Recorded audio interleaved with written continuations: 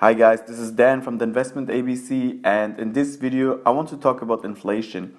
Today the Federal Reserve cut interest rates by 50 basis points down to 1.25% in an emergency meeting. The Australian RBA also slashed interest rates to a record low of 0.5%. Central banks are doing everything to postpone the inevitable recession. The stock market reacted positive in the beginning and the Dow was scratching the 27,000 mark. But investors used the opportunity to dump their shares quickly. I was saying that it doesn't matter now how much the Fed is printing, it will not help to stabilize the markets because confidence is depending on the spread of the virus now. If more people see friends or family getting infected, panic will spread and people won't go out and spend on unnecessary stuff.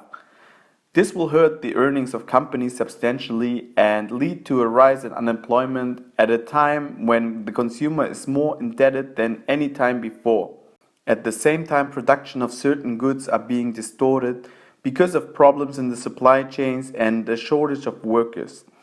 If this mix is not bad enough, the virus shook a lot of the average Joes awake from the dormant sleep.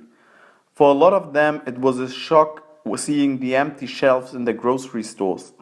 Many of these people will Google and search for what is going on, and some of them will wake up to the fact that our whole economic system is a giant Ponzi scheme. If average Joe is losing confidence and panic buying necessities at a time where the Fed is increasing the money supply and goods and services are short, we might see inflation in the real economy creep up. Commodities today reacted positive with gold and silver rising more than 3%. And even oil was rising over 1% today. Is it even possible to have inflation when at the same time the economy is going into a recession? The 1970s in the US showed us that stagflation is possible and also very painful. In the 70s, oil prices spiked after a supply shock by the OPEC, which led to a recession and high inflation rates up to 12%.